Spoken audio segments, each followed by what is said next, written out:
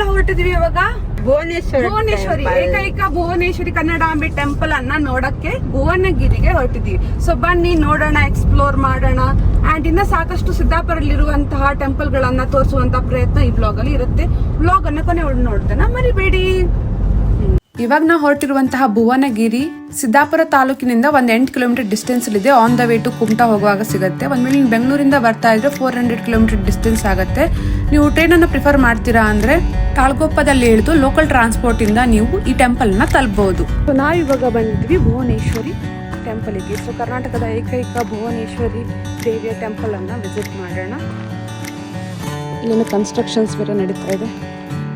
ಮಲೆನಾಡಿನ ಹಚ್ಚ ಹಸಿರ ನಡುವೆ ಉತ್ತರ ಕನ್ನಡ ಜಿಲ್ಲೆಯ ಸಿದ್ದಾಪುರ ತಾಲೂಕಿನಲ್ಲಿ 300 ಅಡಿ ಎತ್ತರದ ಭುವನಗಿರಿಯ ಮೇಲೆ ನೆಲೆಸಿರುವಂತಹ ಉದ್ಭವ ದೇವತೆ ತಾಯಿ ಪಾರ್ವತಿಯ 4ನೇ ಸ್ವರೂಪವಾದ ಭುವನೇಶ್ವರಿ ದೇವಿಯನ್ನ ಕನ್ನಡ ನಾಡನ್ನ ಆಳಿದಂತಹ ಕದಂಬರಿಂದ ವಿಜಯನಗರದ ಸಾಮ್ರಾಜ್ಯದ ಅರಸರವರೆಗೂ ಕುಲದೈವವಾಗಿ ಇದನ್ನ ನಾಡ ದೇವತೆಯಾಗಿ ಪೂಜಿಸಿಕೊಳ್ತಾ ಬರಲಾಗಿದೆ. ನನಗೊಂದು ಅರ್ಥ ಆಗಲ್ಲ, ಕನ್ನಡ ಭಾಷೆಯನ್ನ ಕನ್ನಡಾಂಬೆಯ ರೂಪದಲ್ಲಿ ಪೂಜಿಸು ಗೌರವಿಸುವಂತಹ ನಮ್ಮ ನಾಡಲ್ಲಿ ಇರುವುದು ಏಕೈಕ ದೇವಾಲಯ ಅಂದ್ರೆ ನಮ್ಮ ಸಿದ್ದಾಪುರದ ಭುವನಗಿರಿಯಲ್ಲಿ ನೆಲೆಸಿರುವಂತಹ ಕನ್ನಡಾಂಬೆ ದೇವಾಲಯ ಅಂತ ಖುಷಿ ಪಡ್ಬೇಕಾ ಅಥವಾ ಇಡೀ ರಾಜ್ಯದಲ್ಲಿ ಇರೋದು ಒಂದೇ ಟೆಂಪಲ್ ಅಂತ ಆಶ್ಚರ್ಯ ಪಡ್ಬೇಕಾ ಅಂತ ಗೊತ್ತಿಲ್ಲ. ನನಗೆ ಖುಷಿ ವಿಷಯ ಏನಪ್ಪಾ ಅಂದ್ರೆ ಏಕೈಕ ಟೆಂಪಲ್ ಆದ ಕನ್ನಡಾಂಬೆಯ ಟೆಂಪಲ್ ನಮ್ಮ ಜಿಲ್ಲೆಯಲ್ಲಿ ನೆಲೆಸಿರುವಂತದ್ದು ನನಗೆ ಖುಷಿ ಮತ್ತೆ ಹೆಮ್ಮೆಯ ವಿಷಯ. ನನಗೆ ಗೊತ್ತಿರೋ ಪ್ರಕಾರ ಬೇರೆ ಯಾವ ಸ್ಟೇಟಲ್ಲೂ ಕೂಡ ಒಂದು ಭಾಷೆಯನ್ನ ಆ ಪ್ರೀತಿಯನ್ನ ಒಂದು ದೇವರ ರೂಪದಲ್ಲಿ ವ್ಯಕ್ತಪಡಿಸಿದ ನಾನೆಲ್ಲೂ ಕೇಳಿಲ್ಲ. ಬಟ್ ನಾನು ತಪ್ಪಿರ್ಬೋದು. ನಿಮ್ಗೆ ಗೊತ್ತಿದ್ರೆ ನೀವು ಕಮೆಂಟ್ ಬಾಕ್ಸಲ್ಲಿ ತಿಳಿಸಿ.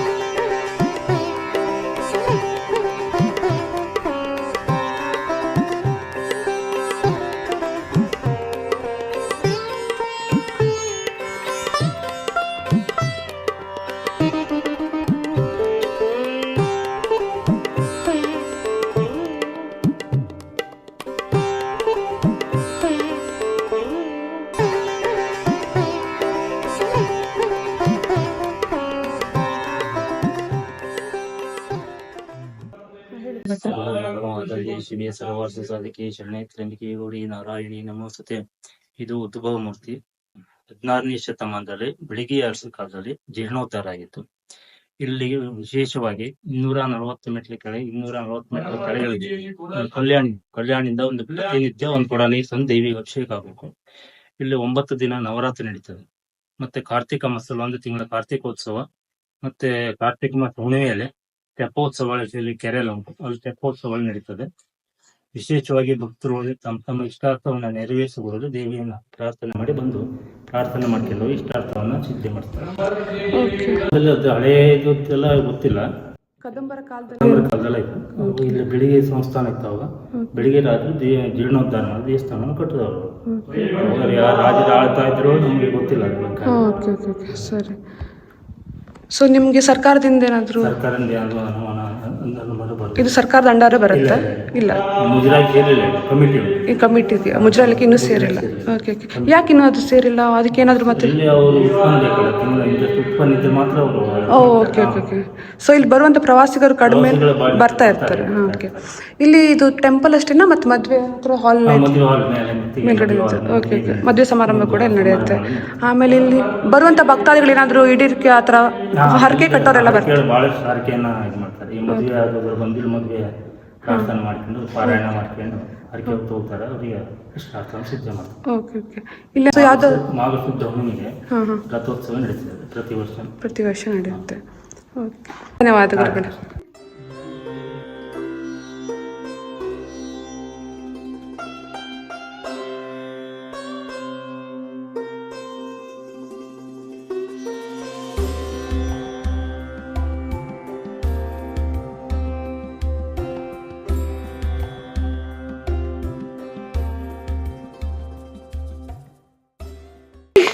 ಆಯ್ತು ಬನ್ನಿ. ಹೋಗೋಣ. ಏನಾಯ್ತು ಫ್ರೆಂಡ್ಸ್, ನಾವು ಭುವನೇಶ್ವರಿ ಟೆಂಪಲಿಗೆ ಬಂದಾಯ್ತು.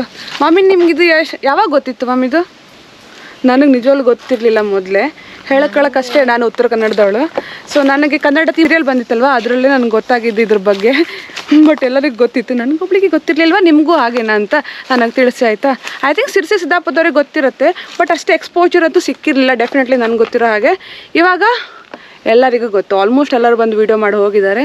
ಸೊ ನಾವು ಕೊನೆಯಲ್ಲಿ ಬಂದಿದ್ದೀವಿ. ಮೇ ಬಿ ನಮಗೆ ಕರ್ಕೊಬಂದಿದ್ದಾರೆ ಅವ್ರ ಪ್ಲೇಸನ್ನು ತೋರ್ಸೋಕ್ಕೆ. ಮಲೆನಾಡಿನಲ್ಲಿ ನೆಲೆಸಿರುವಂತಹ ಯಾರು ಮಮ್ಮಿ ಭುವನೇಶ್ವರಿ ದೇವಿಯ ದರ್ಶನ ಮಾಡಕ್ಕೆ, ಅದೇ ಬಿಸಿ ದೇವಿ ಅಂದರೆ ಕನ್ನಡಾಂಬೆ ದರ್ಶನ ಆಯಿತು. ಸೊ ಕೆಲವೊಂದಿಷ್ಟು ಗುಡ್ಡ ಎಸ್ ಕೀ ಕೊಡಿ ಮಮ್ಮಿ, ಹೋಗೋಣ ನೆಕ್ಸ್ಟ್ ಡೆಸ್ಟಿನೇಷನ್ ಎಲ್ಲಿ. ಹರ್ಷಿನಿ ನಿಮಗೆ ಎಲ್ಲಿ ಕರ್ಕೊಂಡು ಹೋಗ್ತೀರಾ? ಬೆಳಿಗ್ಗೆ ಸ್ವಲ್ಪ ದೂರ ನಡ್ಕೊ ಬಂದ್ರೆ ನಿಮ್ಗೆ ಇದು ಟೆಂಪಲ್ ನ ಕಲ್ಯಾಣಿ ಕೂಡ ಕಾಣತ್ತೆ. ಎಸ್, ಭುವನಗಿರಿಯ ಏನಂತೆ ಪುಷ್ಕರಣಿ ಇಲ್ಲ ನಿಲ್ಸದ. ಸೊ ಟೆಂಪಲ್ ದಾರಿಯಿಂದ 250 ಏನಷ್ಟು ಮೆಟ್ಲಿದೆ ಅಂತೆ ಇಲ್ಲಿಂಗೆ. ಇಲ್ಲಿಂದ ನೀರು ದೇವಿಯ ಅಭಿಷೇಕಕ್ಕೆ ಹೋಗುತ್ತೆ. ಇಲ್ಲಿ ತೆಪ್ಪದ ರಥೋತ್ಸವ ಕೂಡ ನಡೆಯುತ್ತೆ ಅಂತ ಭಟ್ರು ಕೂಡ ಮೆನ್ಷನ್ ಮಾಡಿದ್ದಾರೆ. ಸೊ ಬರೋಣ ಯಾವತ್ತಾದರೂ ನವೆಂಬರ್ 1 ಅಥವಾ ನವರಾತ್ರಿಗೆ ಬರೋಣ. ಮಲೆನಾಡಿನ ಅಡಿಕೆ ತೋಟವನ್ನು ನೋಡಿ, ಅಡಿಕೆ ಮರಗಳು. This is why I am proud of my district. So ಬನ್ನಿ ಹೋಗೋಣ. Let's go to our next destination. Ramya ಕೂತ್ಕೊಂಡಿದ್ದಾರೆ, ಹರ್ಷಿನಿ ಅವರು ಇಲ್ಲಿದ್ದಾರೆ. ಇದು ಬಿಳದಿ ಬಾವಿ ಅಂತೇನೋ ಕರೀತಾರೆ. ಹಾಂ, ಬಿಳದಿಲಿರುವಂತಹ ಗೋಲ್ ಬಾವಿ ನೋಡೋಣ. ಅಂಡರ್ ಗ್ರೌಂಡ್ ಇದೆ ಅಂತೆ. Let's go and explore friends. ಅಷ್ಟೇ, ಬಂದಿರೋ ಪ್ಲೇಸಲ್ಲಿ ಯಾವುದಾದ್ರು ಇಂಪಾರ್ಟೆಂಟ್ ಸ್ಪಾಟ್ ಇದ್ದಿದ್ದು ಯಾವುದನ್ನು ಕೂಡ ಮಿಸ್ ಮಾಡಬಾರ್ದು, ಕವರ್ ಮಾಡ್ತಾ ಹೋಗೋಣ. ಎಸ್, ನಮ್ಮ ಸಿದ್ದಾಪುರದ ಯುವ ರಾಣಿ ನಮಗೆ ಏನೋ ಗೋಲ್ ಬಾವಿ ಕರ್ಕೊಂಡು ಹೋಗ್ತಾ ಇದ್ದಾರೆ. ಇವು ಸ್ಕೇರಿ ಆಗಿದೆ ಅಲ್ಲ. ಹಾಂಟೆಡ್ ಪ್ಲೇಸಾ? ಬಾವಲಿ ಎಲ್ಲ ಹೊರಗೆ ಬರೋ ಸೀನ್ ಇರ್ಬೋದಾ Harsha?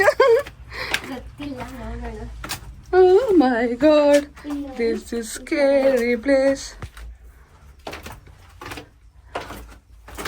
Oh wow, this is beautiful. Really? Let me see. Oh yes. Wow. This is scary.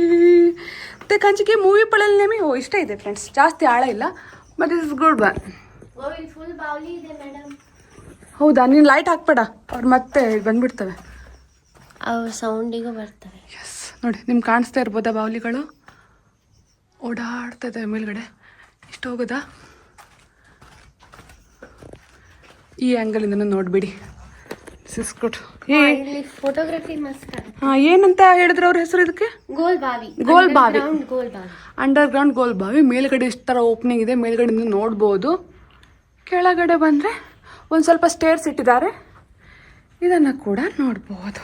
ಆದ್ರೆ ಇದು ಗೋಲ್ ಬಾವಿ ಅಂತ ಹೇಳ್ತಿದ್ದಾರೆ, ಬಟ್ ಇದು ಸ್ಕ್ವೇರ್ ಆಗಿದೆ ಅಲ್ಲ? ಎಸ್, ಸ್ಕ್ವೇರ್ ಆಗಿದೆ, but may be I don't know. ಇದಕ್ಕೆ ಆನ್ಸರ್ ನನ್ನ ಹತ್ರ ಇಲ್ಲ. ನನ್ನ ಹತ್ರನೂ ಇಲ್ಲ. What is this one? ನಮಗೆ ಉಜಾಡ್ ದಿಸ್ತಾ ಬಾವ್ಲಿ ವೈರ್ ಫಿರು. ಅದು ಇಲ್ಲಿ ತಂಪಿದೆ ಮೇಡಮ್. ಹೌದು, ಯಾಕಂದ್ರೆ ಅಂಡರ್ ಗ್ರೌಂಡ್ ಅಲ್ವಾ, ಸ್ವಲ್ಪ ತಂಪಾಗಿರುತ್ತೆ. Let's go friends. ಬಾವಲಿಗಳಿತ್ತು, ನನಗೆ ತುಂಬ ಭಯ ಅನ್ನಿಸ್ತಾ ಇತ್ತು, ಅದಕ್ಕೆ ನಾನು ರಿಟರ್ನ್ ಹೊರಟಿದ್ದೀನಿ. ಬಸದಿ ನೋಡಕ್ಕೆ ಹೋಗೋಣ. ಓಕೆ, ಆಗಿನ ಕಾಲ ಟೆಕ್ನಾಲಜಿ ಅಂದರೆ ಯಾವ ಥರ ಸಿಸ್ಟಮ್ ಇರ್ತಾ ಇತ್ತಲ್ವಾ. ಸೊ ಇವಾಗ ನಾವೇನು ಹೋದ್ವಿ ಅಲ್ವಾ ಈ ಕಡೆಯಿಂದ, ಸೊ ಅದನ್ನು ಇಲ್ಲಿಂದಲೇ ನೋಡ್ಬೋದು ಮೇಲ್ಗಡೆಯಿಂದ. ಬಟ್ ನಮ್ಗೆ ಆರ್ಚ್ ಥರದೇನು ಕಿಟಕಿ ಥರದೆಲ್ಲ ಬರುತ್ತಲ್ವ, ಅದನ್ನು ನೋಡೋಕ್ಕೆ ಸಿಗಲ್ಲ. ಸೊ ಅದಕ್ಕೆ ನೀವು ಕೆಳಗಡೆ ಇಳಿದು ಹೋಗಬೇಕು. ಸೊ ಇದನ್ನೇ ನಾನು ಅಲ್ಲಿಂದ ತೋರಿಸಿದ್ದು. ಮಸ್ತ್ ಅಲ್ವಾ? ಇವಾಗ ಹೊರಡೋಣ. ಇವಾಗ ನೀವು ನೋಡ್ತಾ ಇರುವಂಥದ್ದು ಬಿಳದಿಯ ಬಸದಿ.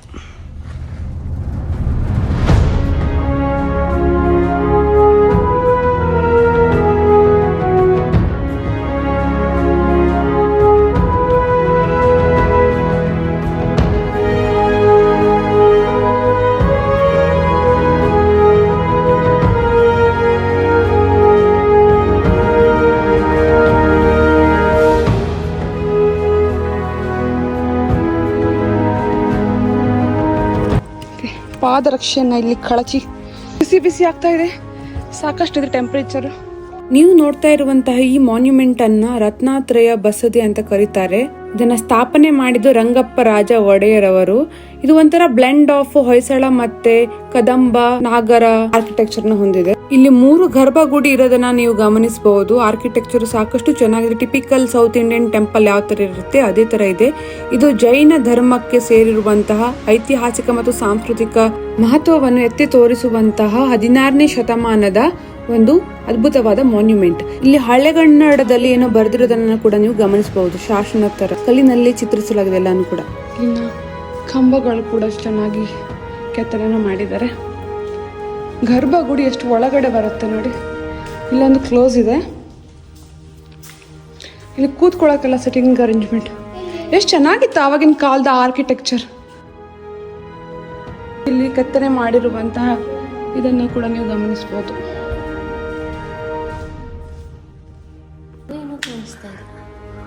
ಅಲ್ಲಿ ಹತ್ಕೊಂಡು ಹೋಗೋದಾ?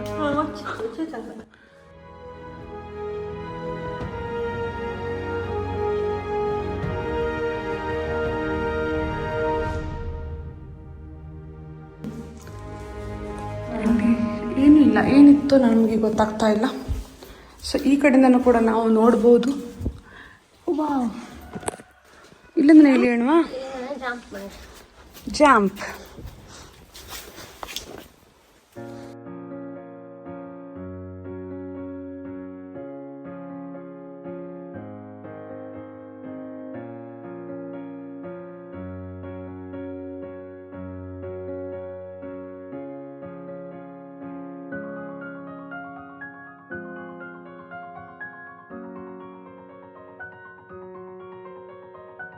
ಸುತ್ತಲೂ ಅಡಿಕೆ ಮರ, ತೆಂಗಿನ ಮರದಿಂದ ಕೂಡಿರುವಂತಹ ಈ ನಮ್ಮ ಮಲೆನಾಡಿನ ಪ್ರದೇಶ ಎಷ್ಟು ಚೆನ್ನಾಗಿ ಕಾಣುತ್ತೆ.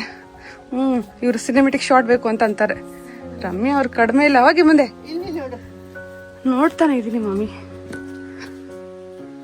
ಎಲ್ಲ ಫ್ರೆಂಡ್ಸ್, ನಾನು ನಿಮಗೆ ಬನವಾಸಿಗೂ ಕರ್ಕೊಂಡು ಹೋಗುವಂಥ ಪ್ರಯತ್ನ ಮಾಡ್ತೀನಿ. ಆಯಿತು, ಇಷ್ಟೇ ಫ್ರೆಂಡ್ಸ್ ಇರೋದು. ಟೆಂಪಲ್ ಬಾಗಿಲು ಕ್ಲೋಸ್ ಆಗಿದೆ. ನಾವು ಬಂದಿದ್ದು ಆಲ್ಮೋಸ್ಟ್ ಇವಾಗ ಎಷ್ಟು ಗಂಟೆ ಆಯಿತು? 1 ಗಂಟೆ ಆಗಿದೆ. ಅದಕ್ಕೋಸ್ಕರ ಟೆಂಪಲ್ ಬಾಗಿಲು ಕ್ಲೋಸ್ ಇರೋದ್ರಿಂದ, ನಮಗೆ ಗುಡಿಗಳು ಕ್ಲೋಸ್ ಇರೋದ್ರಿಂದ ಇನ್ನು ಶಿವನ ದರ್ಶನ ಸಿಗ್ತಾ ಇತ್ತು, ಅದು ಇವಾಗ ಸಿಗ್ತಾ ಇಲ್ಲ. ಹಾಗೆ ಹೊರಗಡೆಯಿಂದ ನೋಡಿ ನಾವು ಮುಂದೆ ಹೊರಟಿದ್ದೀವಿ. ಮುಂದೆ ನಾವೀಗ ಹೋಗ್ತಾ ಇರೋದು ಶನೀಶ್ವರ ಟೆಂಪಲ್ ಏನಿದೆ. ಸೊ ಅದು ಕೂಡ ತುಂಬ ಪ್ರಸಿದ್ಧವಾಗಿರೋದು ಈ ಪ್ಲೇಸಲ್ಲಿ. ಸೊ ಅದನ್ನು ನೋಡೋಕೆ ಹೋಗೋಣ.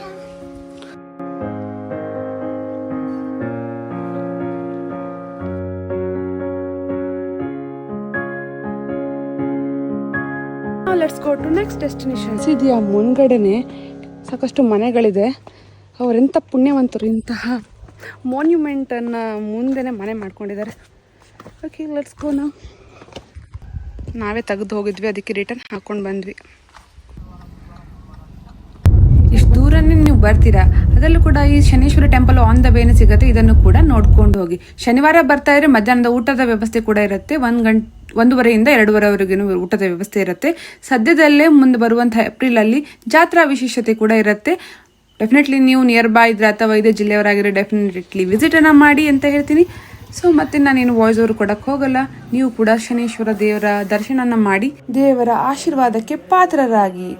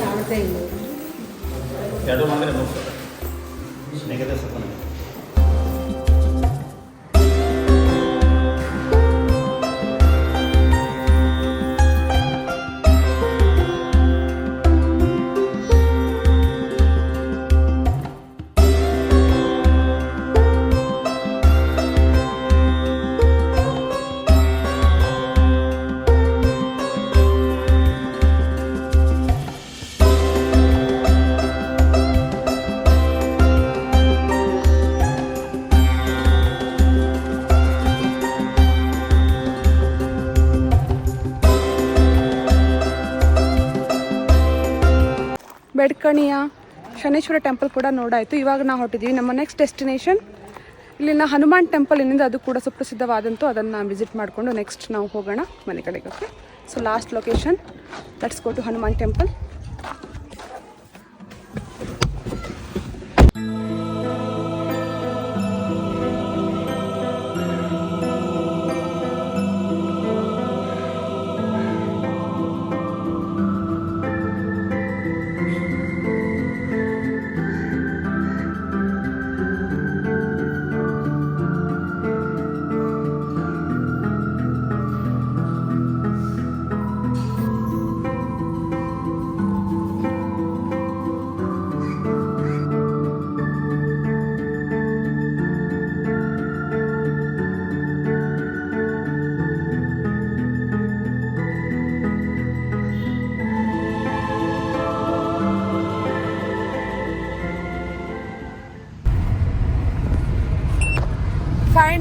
ನಮ್ಮ ವ್ಲಾಗ್ ಅನ್ನ ನಾವು ಎಂಡ್ ಮಾಡ್ತಾ ಇದ್ದೀವಿ.